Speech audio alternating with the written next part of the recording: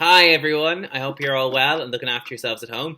Gorgeous day outside. I had sunglasses on of all things, which is a nice change from Sunday. So I hope you're enjoying the best of it today. I'm going to continue on Kensuke's Kingdom. Did have to watch the video to see where I was and realise I just do this the whole time. So I'm going to try and sit properly because I know I'd be telling you off for that. Right, so the island looked perhaps 2 or 3 miles in length, no more. It was shaped a bit like an elongated peanut, but longer at one end than the other. It was a long swathe of brilliant white beach on both sides of the island, and at the far end another hill, the slopes steeper and more thickly wooded, but not so high as mine. With the exception of these twin peaks, the entire island seemed to be covered with forest. So far as I could see, there was no sign of any human life. Even then, as I stood there, that first morning, there we go, filled with apprehension at the terrifying implications of my dreadful situation, I remember thinking how wonderful it was, a green jewel of an island, framed in white, the sea all about it a silken, shimmering blue. Strangely, perhaps comforted, somehow, by the extraordinary beauty of the place, I was not at all downhearted. On the contrary, I was strangely elated. I was alive. Stella Artois was alive. We had survived. I sat down in the shadow of a great rock. The gibbons set up a renewed chorus of howling and hooting in the forest. A flock of raucous birds clattered up out of the canopy of the trees below us and flew off across the island to settle in the trees on the hillside opposite.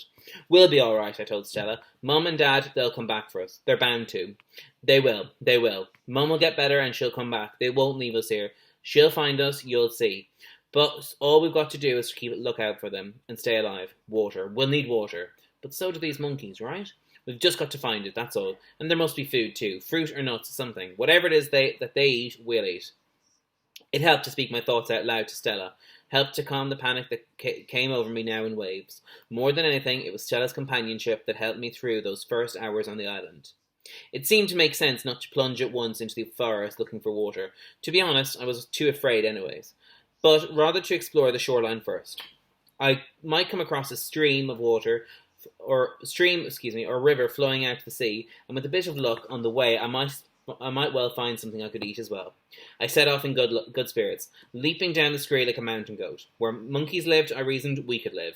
I kept telling myself that. I soon discovered that the track down through the trees was bereft of all edible vegetation. Some great words there if you want to look them up. Bereft, for example. I did see fruit of sorts, what looked to me like fruit anyways. There were coconuts up there too, but the trees were all impossible to climb. Some rose 100 feet, some 200 feet from the forest floor. I had never seen such giant trees. At least the intertwining canopy did provide welcome relief from the heat of the day. All the same, I was becoming desperately parched now, and so was Stella.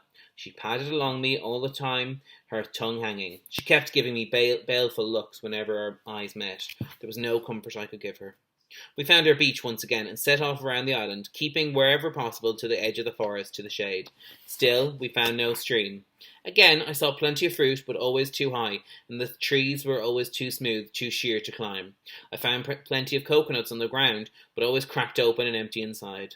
When the beach petered out, we had to strike off into the forest itself.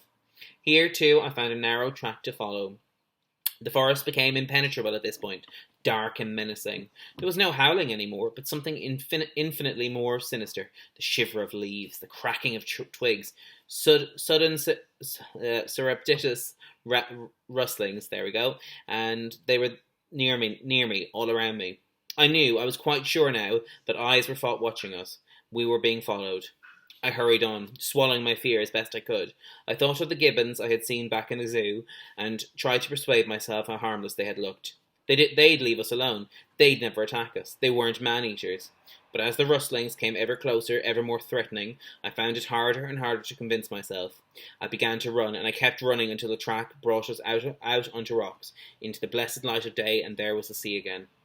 The end of the island appeared to be littered with massive boulders that lay like tumbled cliffs all along the coast. We leaped from one to the other, and all the while I kept a keen eye out for a trickle of a stream coming down through the rocks from the forest above, but I found none. I was exhausted by now.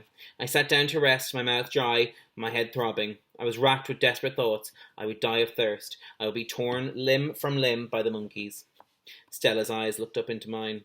There's got to be water, I told her. There's got to be. So said her eyes. What are you doing? What are you doing, sitting here feeling sorry for yourself?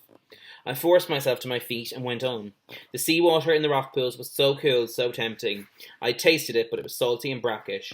I spat it out at once. You went mad if you drank it. I knew that much. The sun was already low in the sky by the time we reached the beach on the other side of the island. We were only about halfway around by my reckoning. This place was so much bigger than it had seemed from high up on the hill that morning. Despite all my searching, I had found no water, nothing to eat. I could go no further, and neither could Stella. She lay stretched out beside me on the sand, panting her heart out. We would have to stay where we were for the night. I thought of going into the forest a little way to sleep on the ground under the trees. I could make a nest of soft dead leaves. The jungle floor was thick with them, but I dared not venture in, not with the shadow of night falling fast over the island. The howling had started up far away in the forest, a last mellifluous, new word to me, evensong, a chanting that went on and on until darkness covered the island. Insects, that is what I presumed they were, whirred and whined from the forest. There was hollow tapping like a frantic woodpecker. There was scraping, scratching, and a grunting, grating sound that sounded like frogs. The whole orchestra of the jungle was tuning up. But it wasn't the sounds that frightened me, it was those phantom eyes.